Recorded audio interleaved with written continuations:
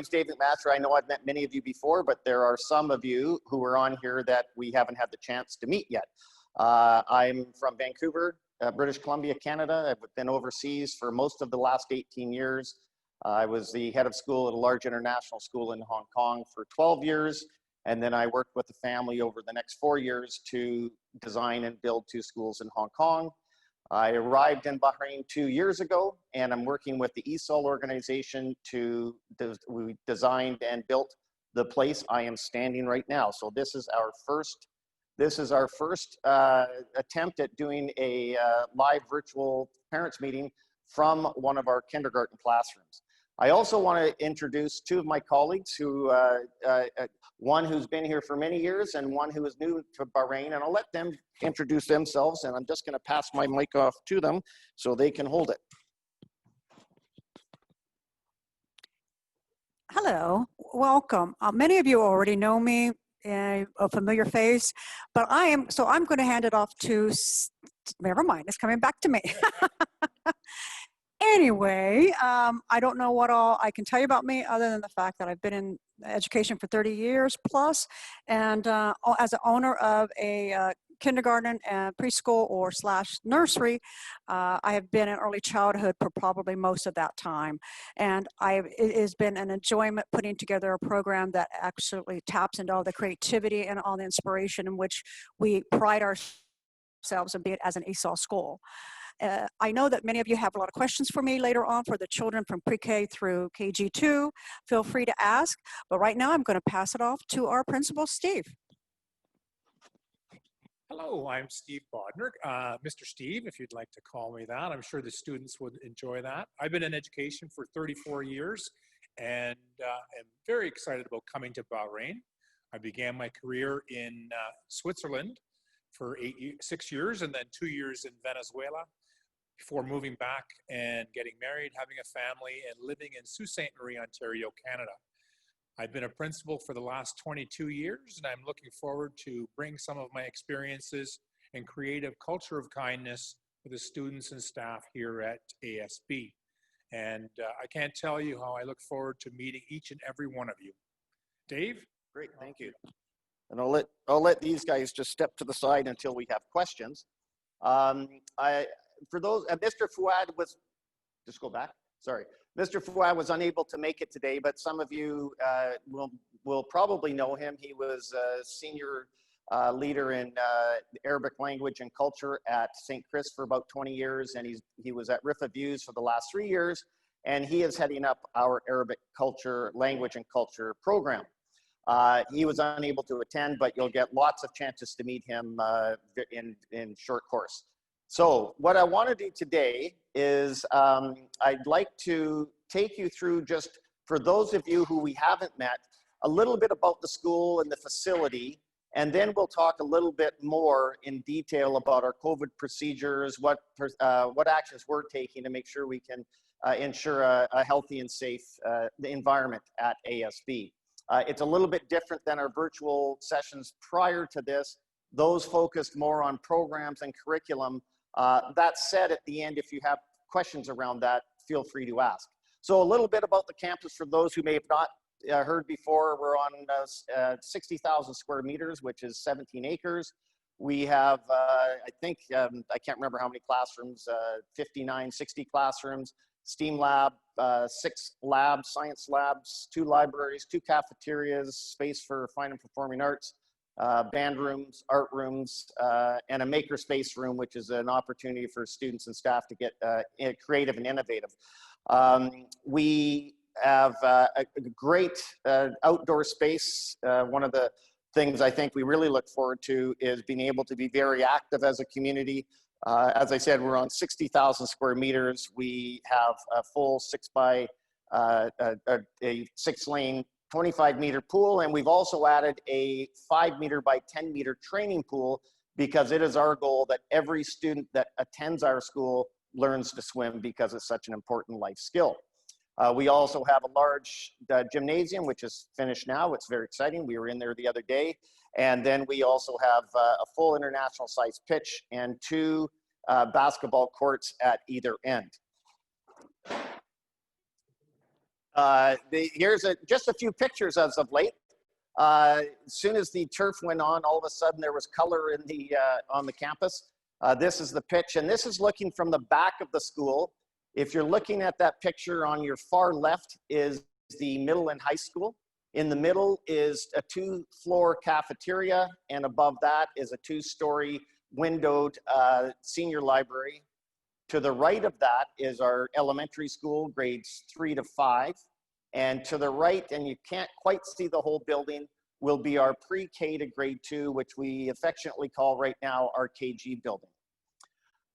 This is the picture of the middle and high school from the side. And the reason I've got this up there is just that we wanted to make sure there was a lot of green space, places for students to relax and sit outside and get fresh air. And as you know, in Bahrain, that becomes even more convenient when we hit about October, November for the following 5 or 6 months. And there is plenty of space. The school has been built for a maximum capacity of 1,200. Space-wise, we could probably fit 2,000 or 3,000 students, but we're adamant that we do not get to that size because we want plenty of room and space. And this is not planned, but it's particularly advantageous in times with COVID. Next. This is the outdoor pool. I think that scaffolding is gone. It's ready to go. They're doing all the tests for the water. And this is just to the side and in the back of the building again, one of the entrances to right in the middle of the elementary and the middle and high school. And then I just wanted to show you a few pictures. And this again, this was not built for a global pandemic, but one of the things that ESOL schools always try to achieve is wide hallways, plenty of breakout space. You might have a classroom that fits 24 grade 7 students, but within that same area, you might have a breakout space for students to meet as a small group, or a teacher to work with small groups, both during and in class and after school. This is one of the 2 cafeterias. This is a 2nd floor cafeteria. Again, a nice, very large space, very bright. The architects, both from the US and from Bahrain, try to do their best to make sure that there is plenty of natural light. There isn't really, I don't think, a room with good natural light in the school. The cafeteria that you just saw is one of the spaces that we will get to the 2nd year. Just like the secondary library, as we grow, we'll start filling in some of these spaces. But one of the things we've been talking about is being able to utilize these spaces for social distancing. And I'll talk a little more specifically about this in a while. If you have a class of 20 grade 4s, instead of splitting them into 2 classes, we could actually utilize the secondary library or the 2nd cafeteria. This is a typical kindergarten class, so class I'm in now. The furniture for all pre-kindergarten to grade 2 has been manufactured on Vancouver Island in British Columbia. I've used this company before for 2 schools in Hong Kong. It is probably the best built school furniture in the world. It is all hand built, hand designed, and then machine manufactured. And it will stand the test of time. The schools I built in Hong Kong are 4 years old, and I just talked to one of the principals there, and they literally said they don't have so much as a scratch on anything in 4 years. So it's very durable. And this, again, sorry, the one thing I want to show you here, the classrooms in the pre-K to grade 2 building are all approximately 75 square meters. A typical classroom is 60 square meters. And so we are it's never easy social distancing, but it's much easier for us to be able to spread students out. Just to the left, you see a sink, a double-sized sink. There's also behind there for every pre-K to KG2 class, a bathroom in each class with a toilet and a sink. And there'll be obviously, as we get into a little later, hygiene and sanitary measures put in place. Again, a typical class. What you see in the stand is what's called a BenQ. It's an interactive board for those students who might not be able to make it to the school for whatever reason, if they're overseas and having a hard time getting here, or for illness, or for perhaps even if their parents aren't quite at that level where they're comfortable bringing them in. We will we will have these in every classroom. This one is mounted, and we changed our plans about 2 weeks ago. They were going to be mounted in every classroom, but because we will split some classrooms that are over 10, we will have these available so that every classroom will still have a BenQ, and that teachers will still be able to, teachers and teacher assistants will have one in each classroom, even when they're split. This is nothing to do with facility, but I know traffic and parking is such an issue in many schools in Bahrain. What you see in the red is a alternate or a new road system that is being planned and will be built over the next 6 months. That's just near the front of the school, opposite where you can see the 16th of December Avenue, which is a very difficult area for traffic in the morning because there are many schools on the other side of that. This will be, as you can see, the traffic circle, and then a alternative route out to the highway, and then another one out to the direction of the National Stadium. So we will have, where you see Road 3427, that is the entrance for the beginning, for the first 6 months or so, and then we'll also have alternate routes. Now, I'd like to take you into the COVID procedures. We're just going to put another slide presentation up.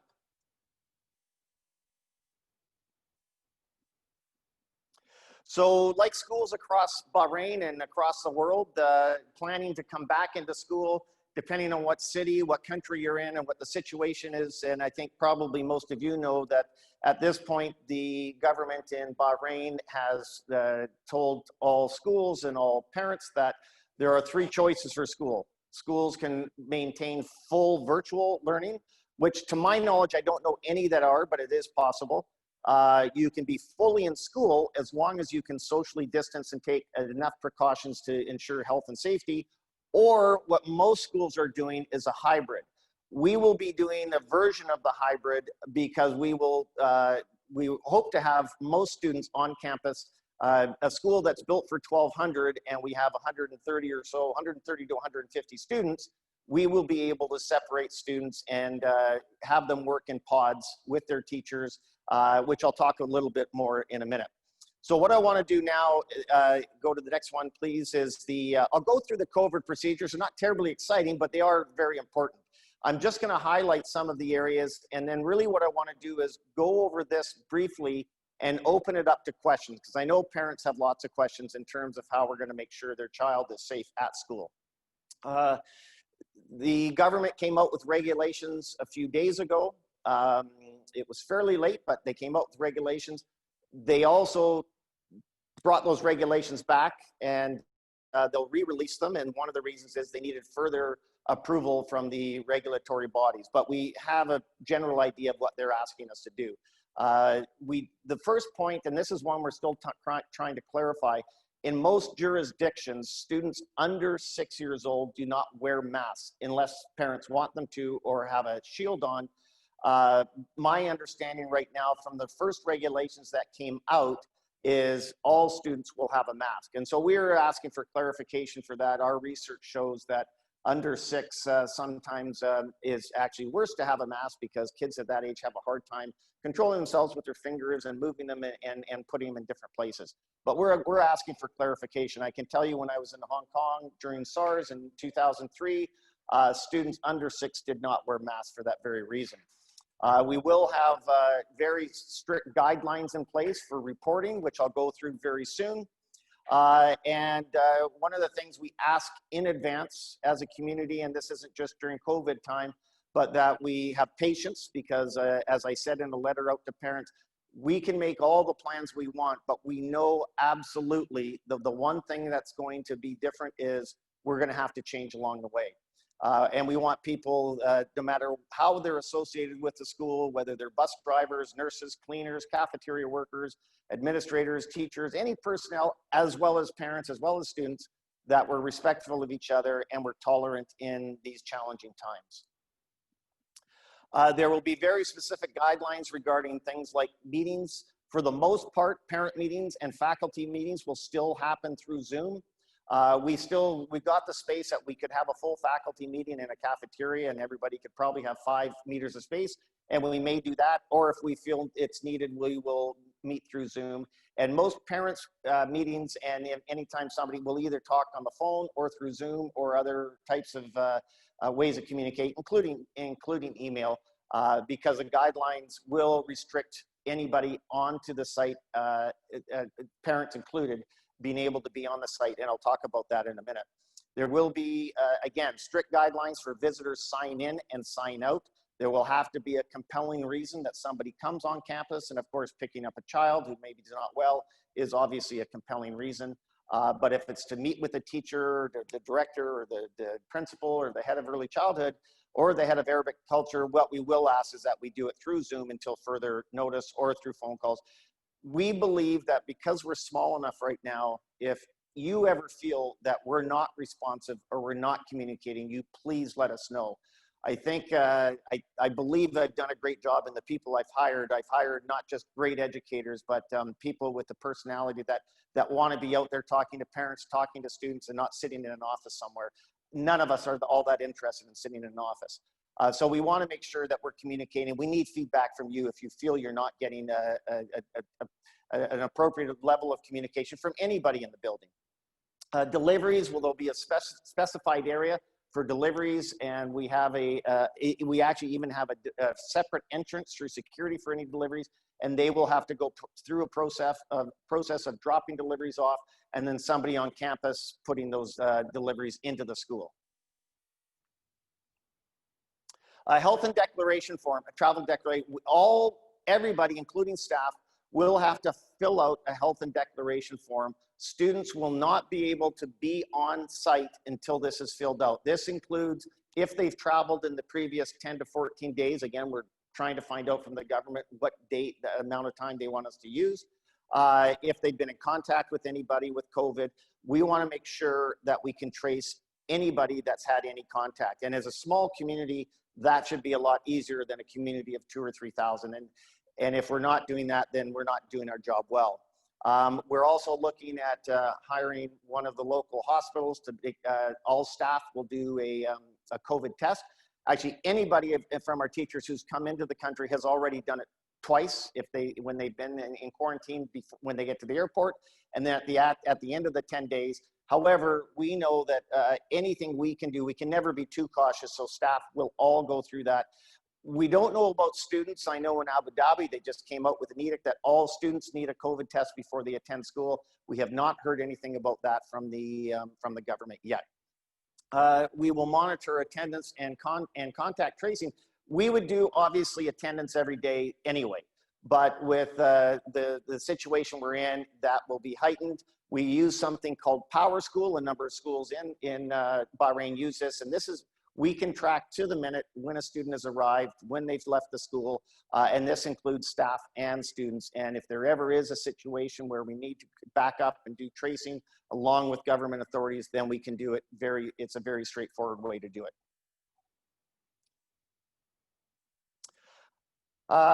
Checklists, these will, all teachers will have this, but we'll also provide a way that parents can do this. We will ask parents to take their child's temperature before they leave for school. Right now we have a hard copy, but we're actually looking at a way you can do this online and enter it online. And the reason we do this is that we want to make sure that a child is not leaving their house if they have a fever. And that's one of the few areas or things that you need to look at in terms of not feeling well. In fact, regardless of COVID, if a student's past a certain temperature, they shouldn't be coming to campus anyway. And so that will be required by all students. We will also ask students to bring masks. We will ask them to bring a water bottle. We do have a water dispensing system in the school, throughout the school, where the students can put their water bottle in, fill it up. It's not a faucet where you drink out of a faucet. And then also, sorry, with anybody that's taking a bus, there'll be seats that students can sit on and not sit on. They will also have their temperature taken before they get on the bus, as will the bus drivers. And then dropping off, we're still working this out in terms of the best way and most convenient way to drop students off. But those who are driving, there will be an area to drop off. Parents cannot go into school with their students or their children, except for pre-K, KG1 and KG2. And then one parent come in, they still have to keep social distance. They can drop their child off at the classroom and then immediately leave. And I know this makes parents nervous who have got perhaps kids in pre-K, especially if it's your oldest child and this is a new experience for you. But I can tell you that Sandra and her team are extremely experienced. They will make sure that you're feeling comfortable and that there is constant communication so that you're feeling okay about your child being safe and healthy at school.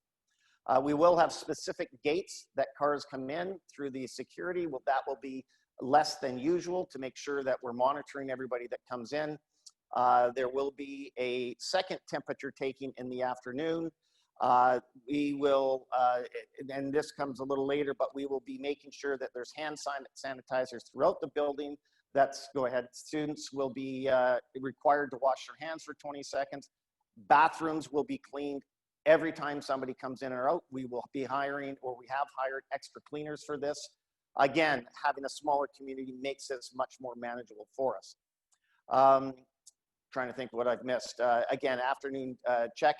As you know, students will be required to have an iPad and laptop, depending on the age. For the younger students, we will leave these at school for the most part, and we will be making sure that they are cleaned, as well as all toys, all manipulatives, anything, art supplies, anything that multiple kids might have their hands on, they will be cleaned on a regular basis by teachers, by teacher assistants, and by our cleaning staff.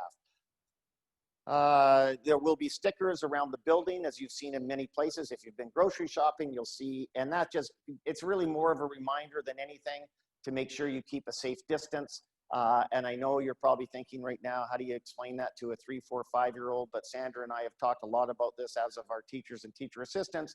And we believe that we will put in routines that students will understand, and they will be able to socially distance themselves. And as I said in my letter, none of this is normal, but this is as close to normal as we can get. And as I also said, we believe that the academic and social advantage of being in school and resuming in school, as long as it's safe and as long as we feel it's a healthy environment, then we believe that's the best course of action. I think I've mentioned most of this already about art materials, whiteboards. I can tell you, when I was going through SARS and we shut the school down for 7 weeks upon reopening, I've never seen a school so clean. The door to my office was cleaned about every half an hour, and that is because anything that multiple people can touch are the hot points of where we will make sure there is regular, very regular cleaning and disinfecting.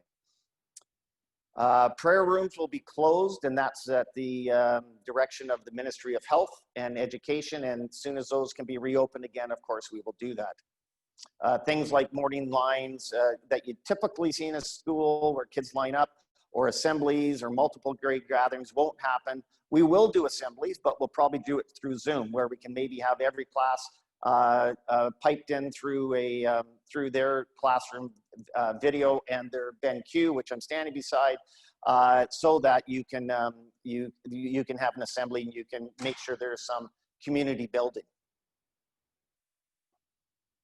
Yep, sorry. Just some specifics, and I won't go too much into this, but really, in a nutshell, what this is making sure that we're not having everybody exit at the same time. The youngest kids obviously take a little longer.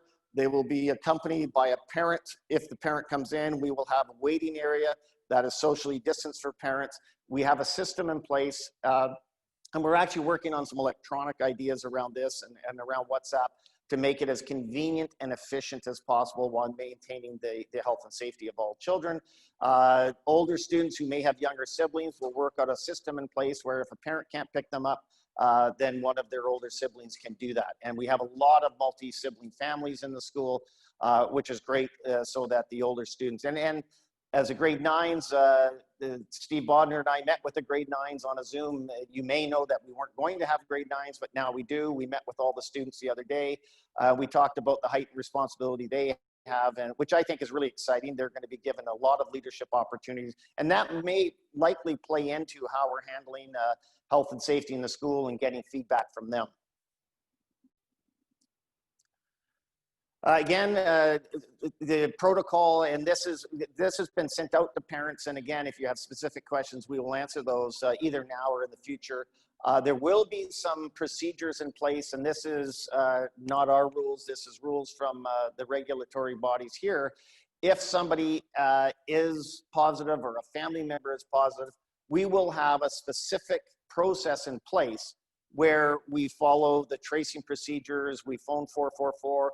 We would have somebody from the Ministry of Health on site almost immediately. And so that we can do any tracing we have to do. That's part of that. We will have a big supply of PPE, personal protective equipment, including extra masks. We will ask students to bring 2 or 3 masks to school, but we will have extras, of course. We'll have gloves for anybody that is touching anything. All cleaners will have gloves. That will be limited in terms of the areas they can go to. And just as an aside, we have met with the owners of our cleaning company, of the transportation company, and the security company in terms of measures that they are taking with their employees, including testing, including tracing, and including their housing situation. In fact, we've asked for pictures of their housing situations. As you can imagine, this is a very important topic for schools right now in terms of others who are working in the school. So those measures are incredibly heightened. So far, we're really happy to report that we've had really great responses from the owners of these companies, and they've been very quick to respond regarding what kind of measures they are taking in place. They're taking for their employees. And I think we can go to the next one. We will do our best, our team, Steve, Sandra, Fuad, and myself, and those of you who might be more comfortable talking to somebody in Arabic. I know anybody I've met in Bahrain's English is fantastic and very good, but I know there's sometimes, especially if you've got younger kids and you just have a comfort level, Fuad is happy to get on the phone with you. He's happy to explain things. We also have our marketing manager, Amal, who's doing the slides right now, and a number of our office staff who are very happy to, and our Arabic language teachers who are happy to speak to staff. We also have been fortunate to hire a teacher who is also going to be our social worker and our counselor. And she will be reaching out to families to make sure everybody's okay. You will likely hear between Sandra, myself, and Steve, and Fuad, probably every day you're gonna hear from one of us. We're gonna do our best. When I was interviewing parents and students for the last 6 months, I had a unique opportunity because I wasn't running a school that currently was going through a distance learning, although I've done it 6 times in Hong Kong. We had 6 closures. No, nothing like this, but I'm familiar with it. And the #1 complaint from parents, and I think many schools did an excellent job dealing with virtual learning in Bahrain, some better than others, but the biggest concern was usually they didn't feel like they had the opportunity to communicate maybe with the teacher as much, or certainly somebody from the senior staff if they had a question or they had a complaint or they had a concern or they had feedback. We're only going to get better if we get your feedback, and that's constructive feedback. I think all of us, I hate to admit it, but I think we're close to 100 years of experience. That doesn't make us old necessarily. Well, I don't think it does. But I think it makes us experience. It gives us a little bit of thick skin, which means we're okay with you guys letting us know what you think, respectfully, and we'll do the same thing. I just think that's the best way to communicate and not be afraid to say something, not be afraid to say, oh, I don't want to say anything because there might be retribution for my child. Never, ever think that. That is not what we do here. We have a complete open door policy, even though it's going to look weird for the first little while, where you can't come into our offices, but there's no excuse for us not to communicate to you regularly with the technology we have. I think that's just about it. We will be live streaming all the classes similar to this. As I said, we got a rough start today because they had shut down the Wi-Fi. And so it will be a lot smoother than this. All of our teachers, every single one, has been through virtual learning. They've come from 11 different countries, and so they've got lots of great ideas of what worked for them and what didn't work for them. I'm happy to report, and I think we're one of the few schools that can do this right now. All of our teachers, except 2, have safely arrived in Bahrain. About 2/3 have already gone through their 10 days of quarantine. But this said, I will be getting a message out to all of you, all the parents of the currently enrolled. today or tomorrow about pushing the start date back a bit. And I know for you parents that can hardly wait to have your kids back in school for a variety of reasons, because I think actually the parents were the hardest hit by distance learning. And I know that from experience. But we're going to push it back because, one, we want to get our other 2 or 3 teachers into Bahrain, which we're hoping will happen soon. We want to be a united community when we start. We also want to make sure that every single person on campus, teacher, teacher assistant, administrator, office personnel, cleaner, bus driver, etc., that everybody is 100% understanding what our procedures are, because there's no room for gray area here. We will change along the way, we'll adapt, we'll learn from our mistakes, but we absolutely have to be ready. And I think just getting the regulations this week, we want to make sure that we're meeting the regulations here in Bahrain, and that we have the opportunity to make sure that you are at a comfort level. Right now, we're scheduled to start September 7th, and we will be moving that back possibly as late as the 13th, but we're not sure yet. We're just making sure that we're completely prepared. We don't feel a necessity to force the start. We could start the 7th, and we could do it very well, but we want to make sure we take those extra few days that staff is engaged and ready to go. And I think that's oh, sorry, that's okay. We will send out more information as we get close to the start regarding the actual platforms we'll use. And that's not just for COVID and for distance learning, but for communication with Seesaw, which many of you are familiar with. It's an excellent platform. We have licenses for every student in the school. Google Classroom for the middle and high school.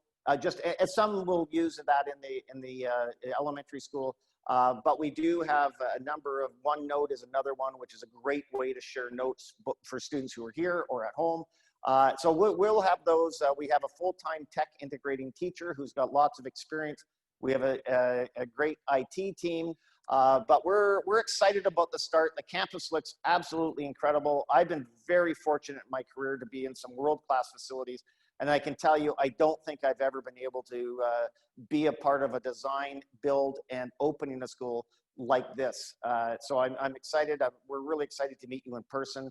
And I think I'm going to cut it off there because, like usual, those who know me well, I stretch half an hour into an hour. So I want to maybe bring Sandra and Steve back just so we can perhaps see you and answer any questions, things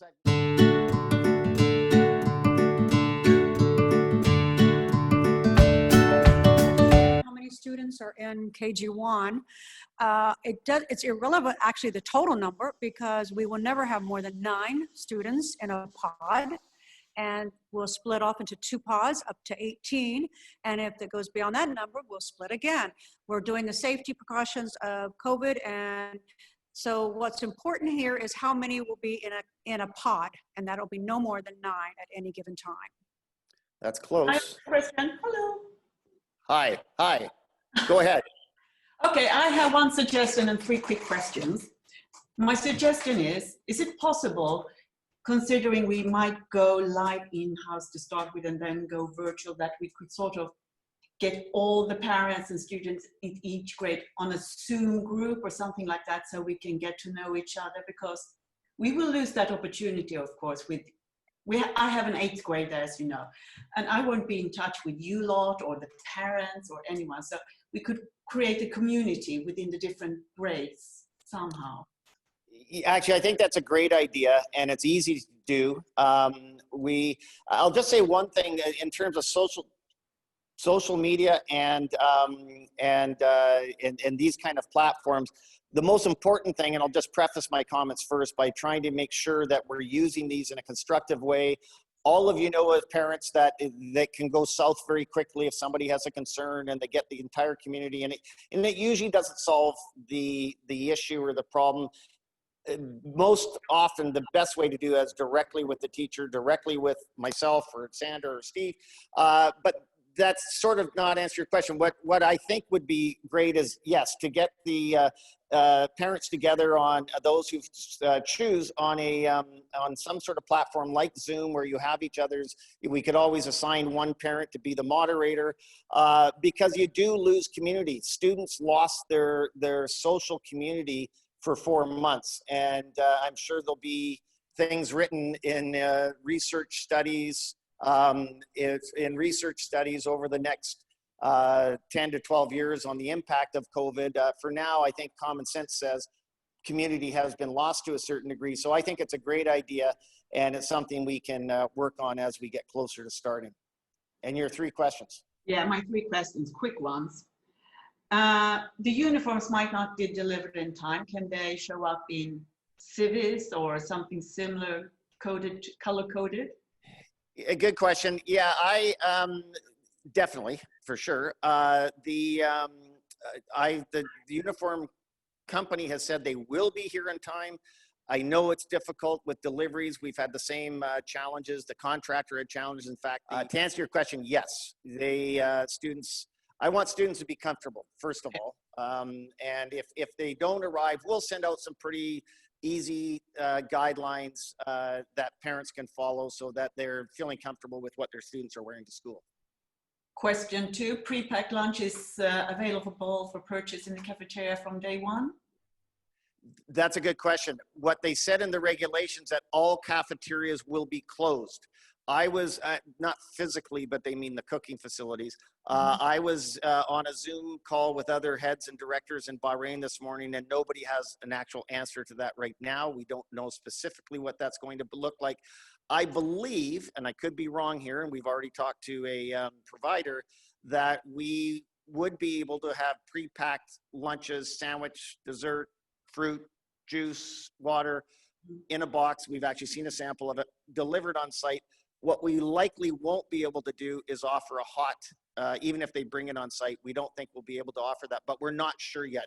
A worst case scenario, and it's not even that bad a scenario, although students might think so sometimes, is students bring their lunch from home. I know in some jurisdictions that's mandatory. I don't think that's going to be the case here, but we will have more information on that when the ministry brings out its revised regulations. And the third one is from my daughter. Will there be a tenor saxophone in that band class? Once you meet Scott Rogel, there will be no music question that won't be answered in the positive, in the affirmative. In fact, look up Scott Rogel online. He's a sax player. I can't even go into the details right now. Yeah, he's the one who started with 7 kids in Vietnam in international school, and 7 years later he had 250 kids, every single instrument. And so, yeah, I wouldn't have an issue with that. I think I can confidently say there will be. Okay, great, thanks.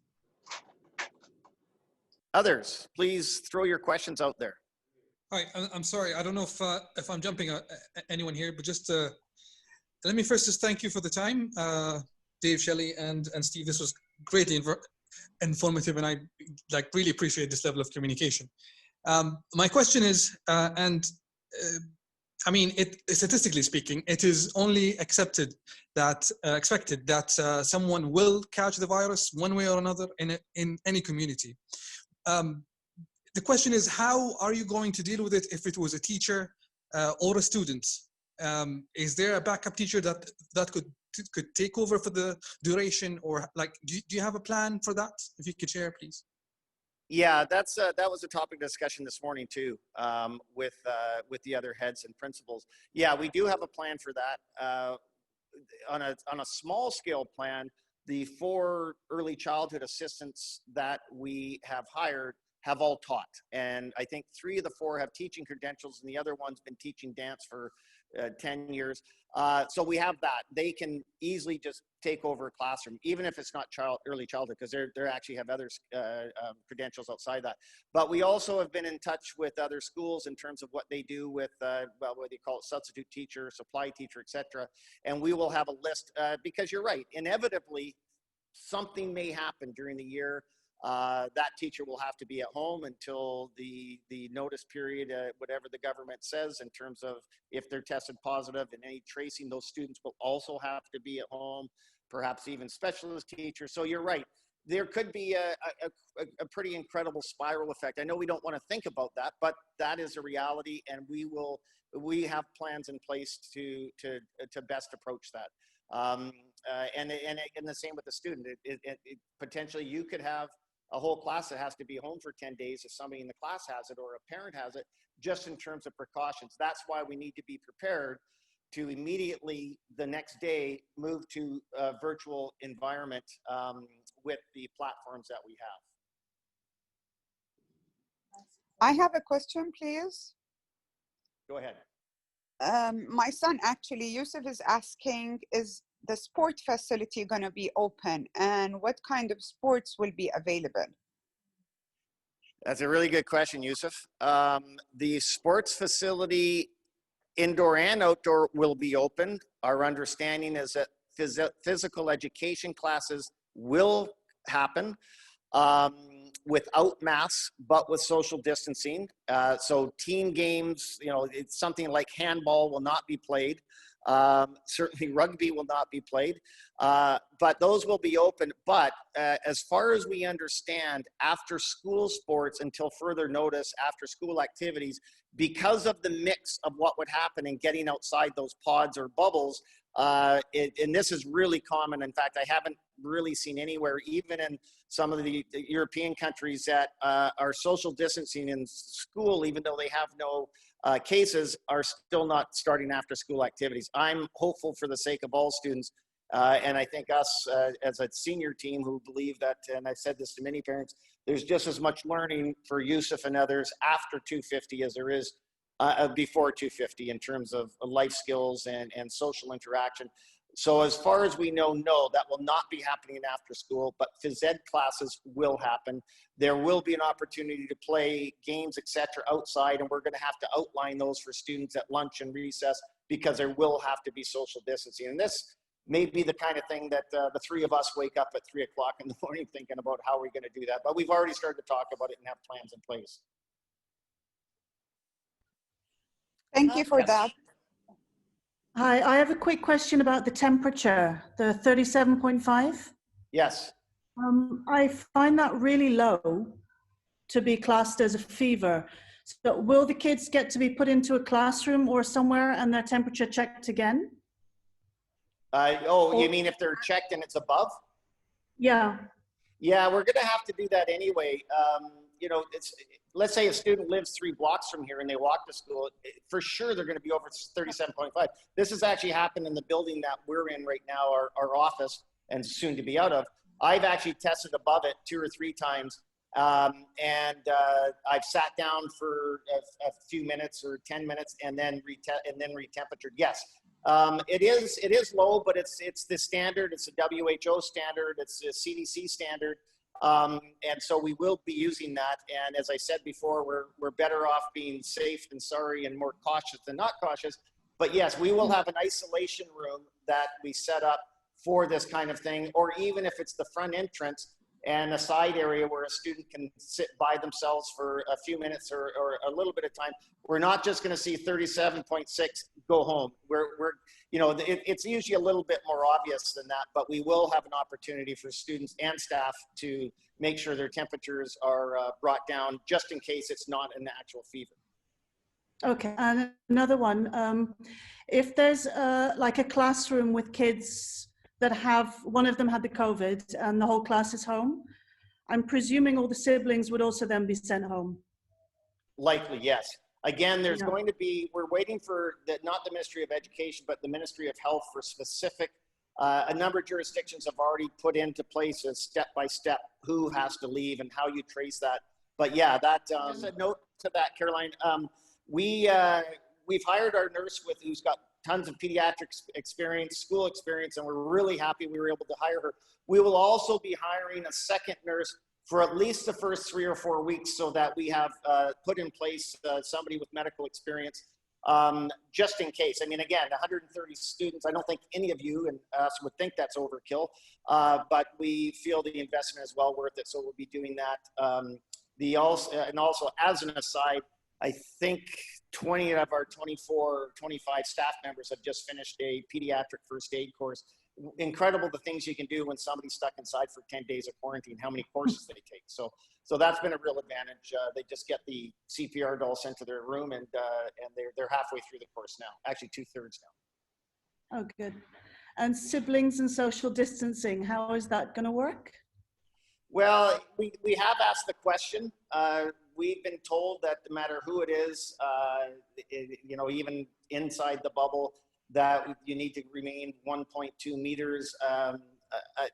We have, I think at least 4 sets of twins. And when you have just one class at each grade, you would think those twins, as you well know, would be fine around each other. But we've been told it doesn't matter if it's a sibling, a twin, doesn't matter. They still need to maintain 1.2, and probably just for sake of optics, that's probably what we'll do. Yeah, I think the small ones will be a challenge with that, but we'll work on it at home. Yeah, definitely. Yeah, I'd like to address that further for the early childhood years. These little ones, the 3-year-olds, the 4-year-olds, the 5-year-olds, everyone has asked us, how are you possibly going to keep this social distancing thing? First of all, you have to understand they're going to be in pods, and they will travel with their pod. And no one leaves the pod. No one interacts with the pod other than these 8 or these 7 or the 6 people or 9 people at max in that pod. So that helps to begin with. In the classroom then, there's only 2 people, and if you can see the size of these tables that will be allowed at a table, and they will have their own area. We call that your happy place. Stay in your happy place, find your happy place, find your happy place on the ground, and they'll follow their stickers.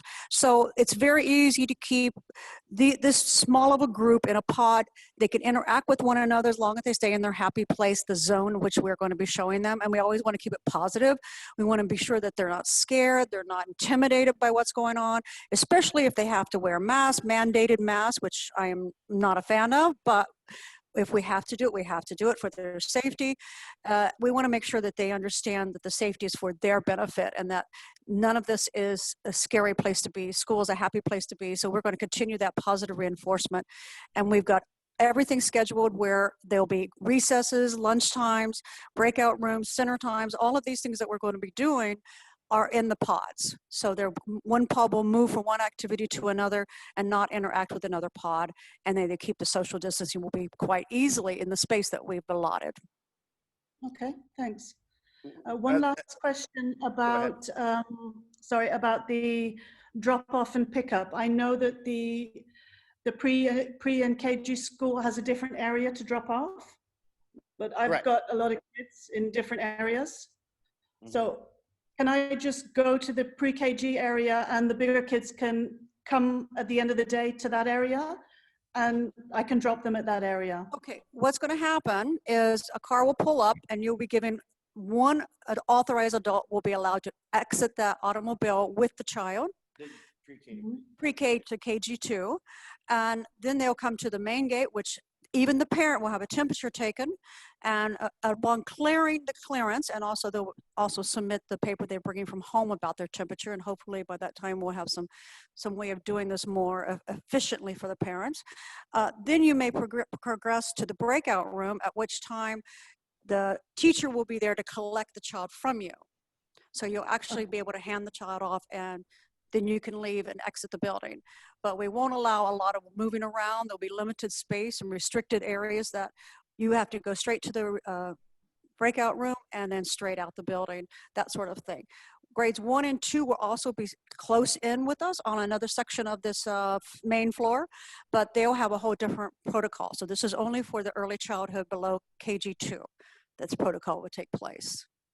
Okay, so what do I do with my grade 7 and 9? Yeah, for siblings, likely what we'll do is that if they go to wherever the youngest students are going, because it's a lot further distance. I mean, it's not a big distance for us, but for a 3-year-old, it's a long distance between the main gate, or sorry, the main entrance and the KG entrance. So plus with kids that are, you know, grade 6, 7, 8, 9, we'll rely on them to help us a little bit in terms of getting kids around and getting to their own class. It's a lot easier for them to travel than the younger students. But yes, we actually don't want 2 different drop-offs. And as I said at the start, we're still working out the directions of all of this. We have a complete external road inside the campus. And as I said before, 270 parking spots, and right out front, 80 parking spots, covered parking spots. And we're still working on what that'll look like at the end of the day for pickup. But we'd rather have one drop off for multiple students than having to go from one to the other. Yeah, great. I'm really eager to send them to school. So my questions are good. I know. Yeah. Excuse me, sorry, one question now, although it's repeated, but now the actual dates could be 7 or pushed back to 13. Will that be for virtual school or actual school? That's for actual school. Our date is for actual school, and again, we've been trying to really on a daily basis pinpoint where we think we're going to be 100% ready for everything. We could start the 7th for actual students. Everything starts the same day, whether it's virtual or actual. So when we looked at the schedule, and I talked to other schools who are also, a number of them are looking at pushing theirs back just to make sure, then it could be, as I said, as late as the 13th and as early as the 7th. But we're going to make a final decision. I've got a meeting with the ESOL brass this afternoon, and we're making a final decision that at 3 o'clock actually today. And so does that answer your question? Oh. Actually, yes. Yeah, I would understand that you didn't, confirm it yet, but I'm worried about the laptops. We've ordered them, and they say it might take 4 to 7 weeks to arrive. So in case we are starting virtual schooling, we need to know what do we need to prepare in case the laptops did not arrive yet. We understand that, and I know for those who might be doing it from home, that could create an issue. Now, that said, anybody that was in school last year would have had to do something, and whether it's an Apple or an iPad, we'll make it work for sure.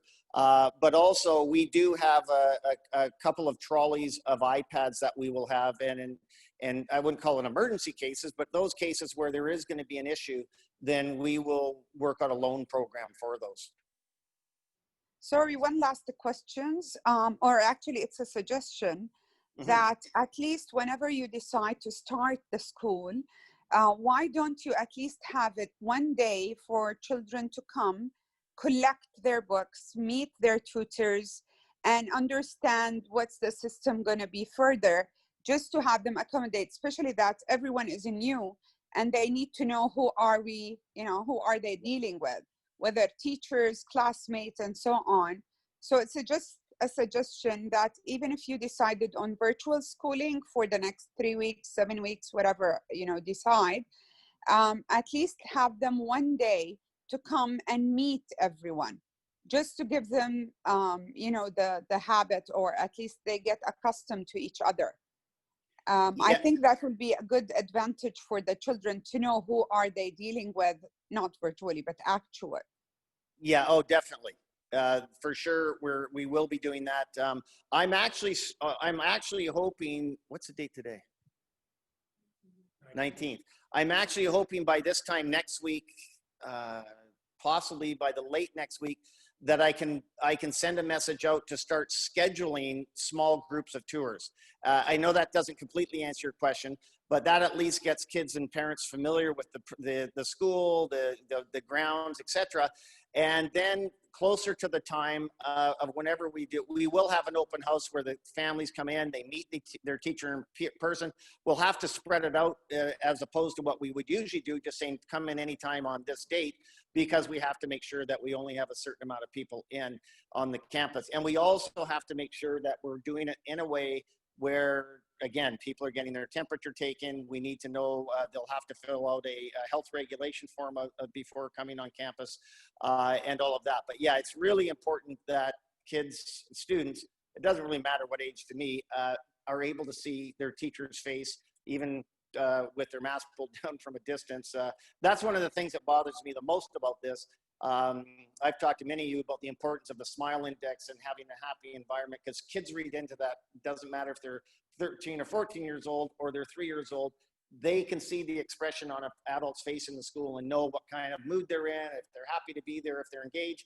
And with a mask on, that's very difficult. Now, the eyes say a lot, but one of the things I've only told, I think, of all this, one of the things I'd like to do is get every teacher, I know this sounds sort of goofy, but a cardboard cutout of every teacher with a big smile life size in their classroom. So when a student's looking at their teacher thinking, what is behind that mask? They can just look at that cardboard cutout, or even if it's on the screen. I just think there's so much to be said for that eye contact and that communication, even if it's nonverbal, to be able to see that. But that's a very good suggestion and one that we will be undertaking for sure. Thank Vanessa, you so much. Thank you for the meeting and thank you for arranging that. That has been very helpful. Thank you. Our pleasure. Vanessa, I know you were on earlier with your daughter and you had a question and you were so polite, you just kept putting down your hand. Are you there, Vanessa? Hi, it's me and I right now. Oh, I'm hi. At the moment. I was just wondering, is school actually starting on the 7th or will it be a bit later?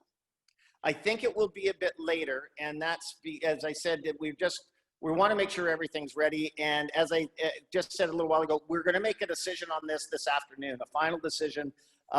There's a whole bunch of different things that go into that decision, from the work site itself to teachers being able to arrive, to our orientation with teachers, a lot of that kind of thing. And lastly, to make sure we're 100% confident of how we start up with any of the COVID regulations and feeling comfortable that we're not second guessing ourselves 24 hours into starting. So it could be, as I said, as late as the 13th or as early as the 7th. I'm leaning towards the 13th, even though I know there are parents who've got X's on their calendars saying, okay, we got, 10 more days, 9 more days, 8 more days, but we want to do it. So we're doing it properly and start at a time that makes sense for everybody. She's been doing that all this time anyway. She's been marking off the calendar, so she's really looking forward to school. Thank you so much for your presentation. It was fantastic. And I'm really glad you've ironed out everything for us, because of course it's a concern. Sure. So yeah, I mean, she's really excited. Yeah. It'll break my heart to send her to school, because it's been a few months now. But thank you. Yeah, and the stationery and all of that. The bus that comes to pick them up, is that still going ahead, or how are we? Yeah, and this is something I could just say as an aside for those parents who have already enrolled. If you have not filled out your enrollment form, please do so. If you've had any challenges with it, Prince Park will help you. He'll actually do a one-on-one with you, or even go right into your computer. I know that sounds scary, but he needs your permission to help you with that form, because one of the important parts of that is the bus company and pickups. They've been extremely patient with us and accommodating, because essentially they're not going to make any money this first year, and we're going to be actually supplementing the bus fees so that people can have a bus service, because with a small amount, they really don't make any money, and we want to make it happen for the convenience of families that need that. So we were trying to get as much information together now and get that out to parents, obviously prior, so you know when your child is going to be picked up. And it is, which I still can't believe, it's door to door, and so they will get all those addresses and get that as soon as we can. Fantastic. Thank you so much. Thank you.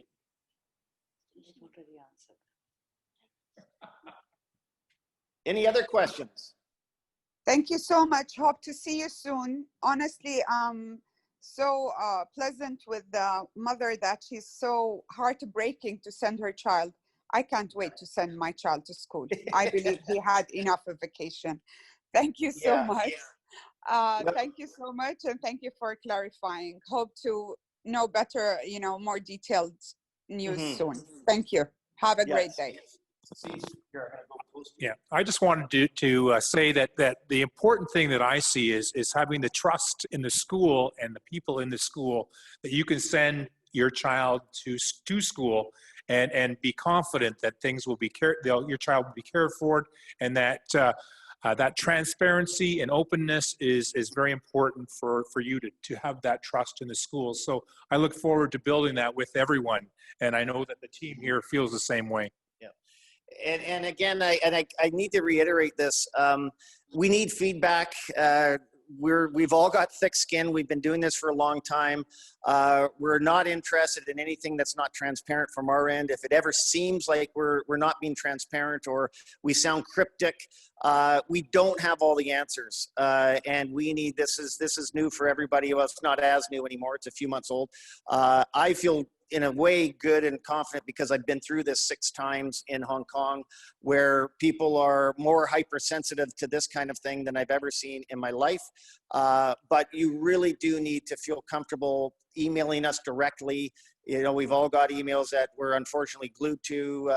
We'll have a system in place for being able to connect to us. And if we don't get back to you within 24 hours, I want to hear about it, because I think, and there's going to be times I don't think any of us have really slept much. Poor Prince, our IT manager, I'm not sure if he's actually slept in the last week, but this is it really is a labor of love. And I was asked by Tamam Abashakra, one of the Abashakra family members who oversees our project to a certain extent from Dubai. He said, how many teachers do you have that are nervous about coming into school with everything that's going on? And I told him completely honestly, I've never worked with a staff in my 31, now just about 32 years, that is so excited about starting school. I have not, knock on wood, this is actually real wood from British Columbia. I have not heard a single peep out of anybody. Now there's anxiety of starting a new place and the challenges that come with it. There's going to be some things that don't work and things that were ordered that don't arrive on time. But you know, that's just, we just need to ride that wave and make sure that we're staying positive. But they really are so incredibly excited. I think COVID has actually caused them to be more bonded than they would have ever been coming into a new country. As I told a few of you, I need a second secretary to go through my WhatsApp chat for this group every morning, because I can't keep up. They're communicating all the time. They're working with one of our overseas curriculum directors. They're doing courses. They're just super excited and incredibly positive. And I'm really hoping you see that the first time you meet every teacher. And as I've told some of you, I don't just hire for, you know, first and foremost, a teacher's got to be a great teacher.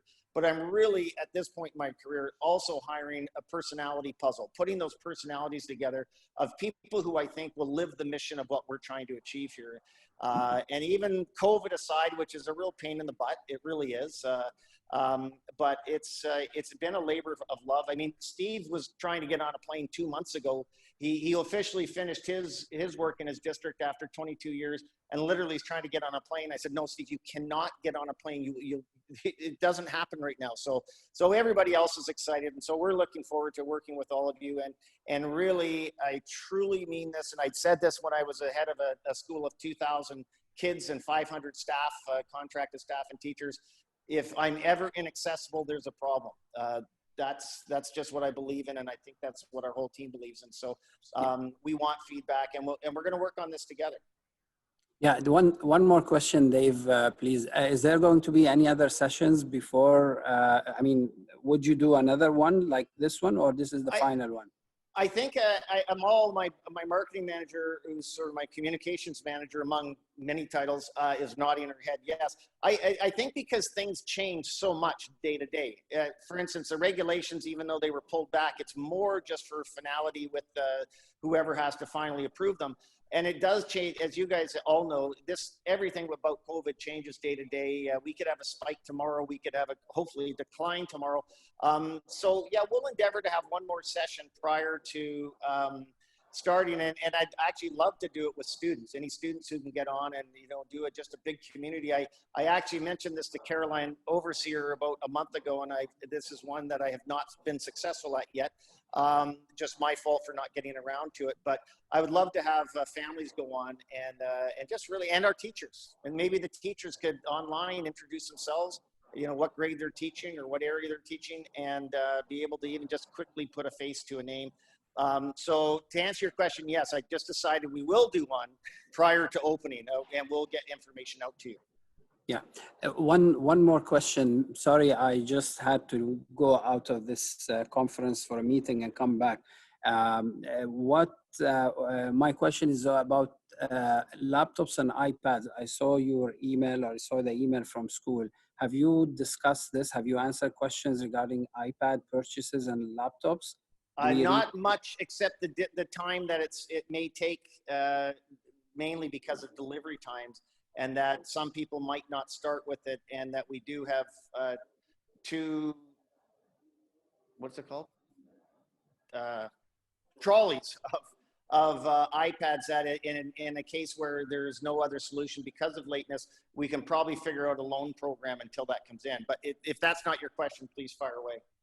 Okay, so in the meantime, do we have to go purchase those laptops or try to order them? Yeah, you should have received information about this. Have you not received the? No, I did actually read the presentation. My question is, it takes 2 to 4 weeks. The question is, this is something that is not optional. What I mean by that is every parent needs to secure a laptop or an iPad, depending on the grade, and bring those to school every day, right? Correct. Which means the school is not providing it, or what's the change? Why is it requested that the parents purchase those laptops? The main reason, and then again, this is from experience, the main reason we ask parents to purchase them, in actual fact, if you didn't purchase them, you're still going to purchase them because it's going to be rolled into in the costs of tuition, et cetera, when we make our budget. But the main reason is that I have found, and the research is pretty clear on this, when a parent purchases it for their child directly versus the school loaning it out, the care that's taken is significantly greater. The longevity is significantly greater, especially with COVID. We don't want to be loaning, this laptop out for somebody who already had it. That's the main reason. It becomes their property, not somebody else's property, and you don't have to get into disagreements of whose it is and who pays for it if something happens. That's the main. I was in a one-to-one school since 2006, but until I left in 2014 in Hong Kong. And I can tell you, we had lots of these discussions prior to that. And as we got going, collectively as a community, parents, teachers, administration, all said in the end, that was one of the best things we did. Instead of figuring out a loan system, it's also more consistent in terms of we want to have exact software and apps depending on the device, so that it's clear when your child is opening up Seesaw at home, the teacher has the exact same edition. You're not worried about technological glitches like we had at 11 o'clock today. That's the main reason. I'm not sure if that fully answers your question. Yeah, it is. And it has to be Apple products. What I mean by that, it's a different system from what maybe my daughter used to use. And now we are going to convert to Apple. That also is a requirement and no deviation from that? Correct. And there's a couple of reasons why, probably since the late 90s, early 2000s, what you see on a PC and what you see on a Mac is much more aligned now than it used to be. But there is some, the support they will get internally from our IT team, from iMachine, whether it's software or hardware, or even educational, it is different on a PC. Not everything's different, but it is different. And the apps we're using on an iPad are specific to those. The software we're using on a laptop is specific to those. And I know there's some crossover. Microsoft Office is Microsoft Office. You can download the shareware, etc. I did answer this question for a couple of parents, and I'm actually happy. On an email. I'm happy to maybe put that together in something, just because it's a very logical question. We know Mac products are more expensive, but I think in terms of educational, the educational arm of Apple is far more interested in what happens in K-12 than most PCs. And it's not to say there's nothing that happens, whether we're doing coding, which I know you can do on both, some of the artificial intelligence type stuff is better on an iPad, etc. So I'm happy to put something together, and we could probably agree to disagree sometimes on what is better or what is not in terms of the money you spend or the value for money. I can tell you that the engagement level, which is more of a qualitative look at things than a quantitative sometimes, in my experience has been that the Mac is going to be a better educational tool. Yeah. Okay. Good. Thank you. Any others? We'll give another minute or two for questions, and then I think we'll sign off. Yeah, one more suggestion, Mr. Dave. Next time, if we plan any parents' sessions like this one, just please give it more time than 1 hour because we do have sometimes meetings, especially those who are working in offices or home. Because I had to really leave your meeting and then reconnect again, come out of my own meeting. So this is very important. So if you, this is just a suggestion, if you can plan it, give it more time. Put aside up to 90 minutes just in case. Yeah, yes. That's fine. In fact, it's probably just the way I did the Zoom, it just automatically went 1 hour. I didn't even think about the fact that it might go more than that. In fact, it reminds me, I had a candidate who I was interviewing about 2 months ago, and we spoke for about 30 minutes, and she said, what are we going to do with the rest of 3.5 hours? I said, what do you mean 3.5 hours? She said, well, it said 12 till 4 o'clock. I said, oh, sorry, I didn't know it said 12 to 4 o'clock. And so I can talk a lot, but I'm not sure I could go 4 hours. But yes, that's a good point. It's a good practical point we can put in there so people can put aside some time, because Steve and Sandra have talked way too much today, and it could have been an hour. Okay, thank you. And we appreciate everything you do, guys. Thank you. Thanks a lot. Hi, Dave. This is Hi.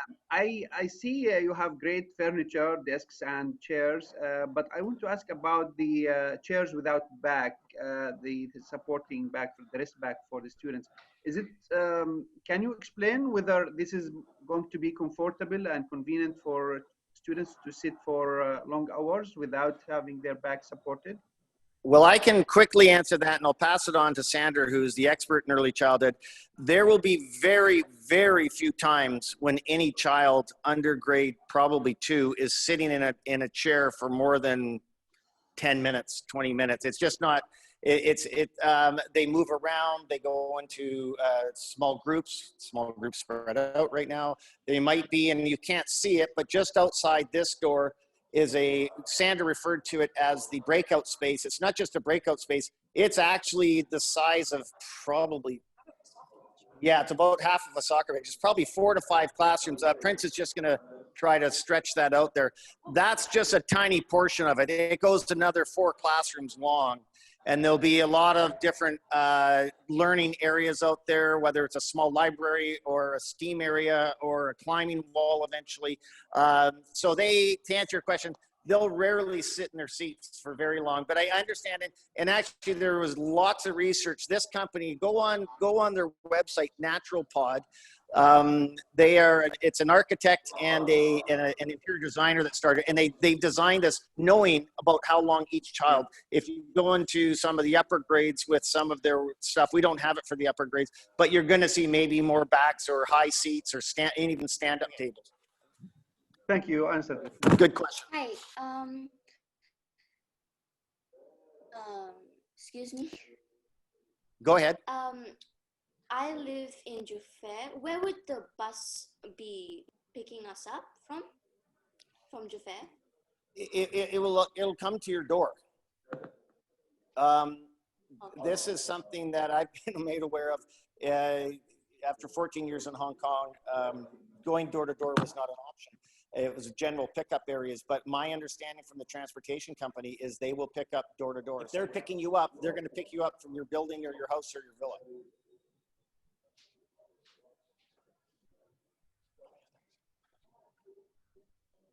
Okay, last 30 seconds for questions.